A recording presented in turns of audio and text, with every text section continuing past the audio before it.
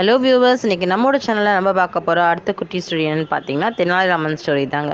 நம்ம ஏற்கனவே பார்த்துருந்தபடி மகாகாளி அவருக்கு நேரில் வந்ததும் அவருக்கு அருள் பாலிச்சதும் அது மட்டும் இல்லாமல் அவர் கூடிய சீக்கிரம் விகடகவியாக விஜயநகர அரசுக்குள்ளே நுழைவார் அப்படின்னு மகாகாளி சொன்னதையும் நினச்சி தெனாலிராமன் ரொம்ப சந்தோஷப்பட்டுட்டே இருந்தாருங்க. அந்த நேரம் பார்த்து அந்த ஊருக்கு ராஜகுருன்னு சொல்லிட்டு ஒருத்தர் வந்திருந்தாருங்க. விஜயநகர அரசவையில் இருக்க ஒரு ராஜகுரு வந்து தெனாலிராமன் தங்கியிருந்த ஊருக்கு வந்திருந்தார். அந்த ராஜகுருவை பார்க்கறதுக்காக அந்த ஊர் மக்கள் எல்லாம் அவரை பேட்டி எடுக்கிறதுக்காகவும் எல்லாரும் போயிட்டு இருந்தாங்க. தெனாலிராமனும் இதை கேள்விப்பட்டு எப்படியாவது ராஜகுருவை பேட்டி எடுத்து நம்மளும் இந்த ஊருக்குள்ளே நுழைஞ்சிடணும், விஜயநகரத்துக்குள்ளே நுழைஞ்சி மகாகாளி சொன்ன மாதிரி நம்ம ஒரு பெரிய விகடகவியாக பேர் வாங்கிடணும் அப்படின்னு ரொம்பவே ஆசைப்பட்டாருங்க. ஸோ தெனாலிராமனும் என்ன பண்ணாருன்னு பார்த்தீங்கன்னா, ராஜகுருவை பார்க்கறதுக்காக பேட்டி எடுக்கிறதுக்காக அந்த இடத்துக்கு போனார். ஆனால் ராஜகுரு பேட்டி எடுக்க வந்தவங்களெல்லாம் 2 நாள் கழித்து வர சொல்லியிருந்தார். கூட்டம் அதிகமாக இருந்ததுனால 2 நாள் கழித்து வர மாதிரி தெனாலிராமன் கிட்ட சொல்லியிருந்தாங்க. சரி, அதனால் நம்ம ஊருக்கு போக வேண்டாம், இங்கேயே சத்திரத்தில் ஒரு இடம் எடுத்து எப்போ நம்ம வந்து ராஜகுருவை பார்க்க முடியுமோ பார்த்து முடிச்சுட்டு ஒரே வாட்டி ஊருக்கு போயிடலாம் அப்படின்னு சொல்லிட்டு வெயிட் பண்ணிட்டு இருந்தார் தெனாலிராமன். சத்திரத்தில் தங்கியிருந்த நேரத்தில் பார்த்திங்கன்னா தெனாலிராமன் அவரோட நகைச்சுவையான பேச்சால் அங்கே தங்கியிருந்த மக்கள் எல்லாத்தையும் கவர ஆரம்பித்தாருங்க. இதை கேள்விப்பட்டவங்க எல்லாருமே பக்கத்து சத்திரத்தில் இருந்தவங்க எல்லாரும் கூட தெனாலிராமன் தங்கியிருந்த சத்திரத்துக்கு வர ஆரம்பித்தாங்க. ராஜகுருவை பேட்டி எடுக்க போகிற ஆளை விட தெனாலிராமனை பார்க்க வந்த ஆட்களே வந்து அதிகமானாங்க. என்னடா இது, நம்மளை பார்க்க பேட்டி எடுக்க வந்த ஆட்கள்லாம் குறைவாக இருக்காங்களே, குறைய ஆள் யாருமே வரலையே அப்படின்னு சொல்லிட்டு ராஜகுரு அங்கேருந்த சேவகன் கிட்ட கேட்டாருங்க. அப்போ தான் அந்த சேவகன் என்ன சொன்னா, இங்கே பேட்டிக்கான வரவங்கெல்லாம் தெனாலிராமன் சொல்லிட்டு ஒருத்தர் சத்திரத்தில் தங்கியிருக்காரு, அவரை பார்க்கறதுக்காக போயிடுறாங்க. அவரோட நகைச்சுவையான பேச்சாலையும் விகடகவியினாலையும் அவர் வந்து மக்களை ஈஸியாக ஈர்க்கிறாரு, அதனால் எல்லாரும் அங்கே போயிருக்காங்க அப்படின்னு சொன்னாங்க.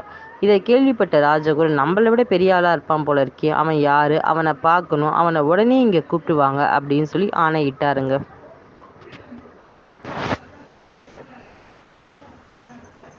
ஆணையிட்டதை கேட்டோன்னு தெனாலிராமனை கூப்பிட்றதுக்கு ஆள் வந்திருந்தாங்க. இதை கேட்ட தெனாலிராமனுக்கு ரொம்ப சந்தோஷம். ஏன்னா 2 நாள் கழித்து வர சொன்னவங்க என்னை உடனே கூப்பிட்ருக்காங்களே, உடனே நம்ம வந்து ராஜகுருவை பார்த்து மகாகாளி அருள் பாலிச்சதையும் நான் வந்து விஜயநகர அரசோட விகடகவியை ஆவேன்னு சொன்னதையும் சொல்லணும்னு சொல்லிட்டு ஆசையோடு ஓடி வந்தாருங்க.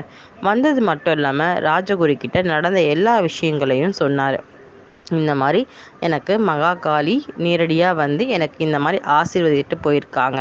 ஸோ நான் அதனால் என்ன பண்ணணும்னா, எனக்கு விஜயநகரத்து உள்ள அரசவைக்குள்ளே என்னை எப்படியாவது கூட்டு போங்க, என்னோட திறமையால் நான் அந்த அரசவையில் ஒரு புலவனாவோ இல்லை விகடகவியாவோ நான் வரணும் அப்படின்னு சொல்லி சொன்னாருங்க. இதை கேள்விப்பட்டோன்னே ராஜகுருக்கு மனசில் வந்து பொறாமை வந்துருச்சு. தெனாலிராமன் எழுதின புராணங்களையும் சில புத்தகங்களையும் அவர்கிட்ட கொடுத்தாருங்க. எல்லாமே கரெக்டாக இருந்தாலும் ராஜகுரு அவர் மேலே இருக்க பொறாமைனால இங்கே இந்த தப்பு அங்கே அந்த தப்புன்னு சொல்லிட்டு தட்டி கழிச்சிட்டே இருந்தாருங்க. அதையும் தெனாலிராமன் ரொம்பவே நம்பினாருங்க. ஏன்னா அந்த அளவுக்கு ராஜகுரு மேலே மரியாதையும் மதிப்பும் வச்சுருந்தாரு. ஏன்னா ஒரு அரசவையில் ராஜகுருவாக இருக்கிறதுன்றது எவ்வளோ பெரிய கஷ்டம், எவ்வளோ திறமை வாய்ந்தவர் தான் இருந்தால் அந்த மாதிரி இருக்க முடியும். அதனால் அவர் சொன்னதெல்லாம் நம்பினாருங்க. அவர் வாயால் சொன்ன வேலைகள்லாம் இவர் காலால் செய்ய ஆரம்பித்தாருங்க. அந்த அளவுக்கு அவர் மேலே ரொம்ப மதிப்பும் மரியாதையும் வச்சுருந்தாருங்க. ராஜகுரு அவரால் முடிஞ்ச வேலையெல்லாம் இவர்கிட்ட வாங்கிக்கிட்டு விஜயநகர அரசவைக்கு அவர் கிளம்பினார்.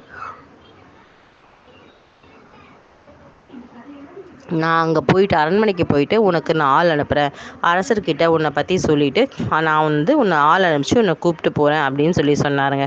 தெனாலிராமனும் அதை நம்பிட்டு ஊரில் இருக்க எல்லா மக்கள்கிட்டையும் ராஜகுரு என்னை வந்து ஏற்றுக்கிட்டாரு, என்னோட திறமையை புரிஞ்சுக்கிட்டாரு, என்னை வந்து கூடிய சீக்கிரம் விஜயநகர அரசவைக்கு கூப்பிட்டு போகிறேன் அப்படின்னு சொல்லியிருக்காரு அப்படின்னு தெனாலிராமன் சொன்னாருங்க.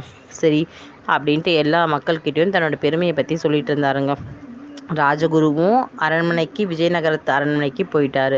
தெனாலிராமனும் ஆள் அனுப்புவார் அப்படின்னு சொல்லி காத்திருந்து நாளும் மாதங்களும் தான் போச்சே தவிர யாருமே வரலைங்க.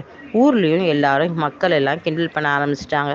என்னாச்சு, ஆள் வந்துட்டாங்களா, கிளம்பியாச்சா, மூட்டை முடிச்செல்லாம் கட்டியாச்சா, எப்போ நீ விஜயநகர அரண்மனைக்கு போக போகிற அப்படின்னு சொல்லிட்டு எல்லாரும் கேட்டே இருந்தாருங்க. ரொம்ப நம்பிக்கையாக அந்த தெனாலிராமனுக்கு இதை கேட்டு கேட்டு அழுத்து போச்சு. ஆள் வர மாதிரியும் தெரியல, நம்ம அரசவைக்கு போகிற மாதிரியும் தெரியல. ராஜகுருவோட பேச்சில் இருந்த நம்பிக்கை அவருக்கு குறையவே ஆரம்பிச்சதுங்க. இது மாதிரியே அப்படியே காலமும் வருஷமும் போயிட்டே இருக்கும். ஒரு நாள் அவர் என்ன முடிவு பண்ணார்னா, இது வேலைக்கு ஆகாது, நானே என் குடும்பத்தோட ராஜகுருவோட அரண்மனைக்கு போக போகிறேன், கிருஷ்ணதேவராயரை மீட் பண்ண போகிறேன் அப்படின்னு முடிவு பண்ணிட்டு தன் குடும்பத்தோட கிளம்பி போனாருங்க. இந்த ஸ்டோரி உங்களுக்கு பிடிச்சிருந்தா என்னோட சேனலை சப்ஸ்கிரைப் பண்ணுங்கள், லைக் பண்ணுங்கள், ஷேர் பண்ணுங்கள். தேங்க்யூ. மீதமுள்ள ஸ்டோரி அடுத்த பார்ட்டில் கண்டினியூ பண்ணலாம். தேங்க்யூ.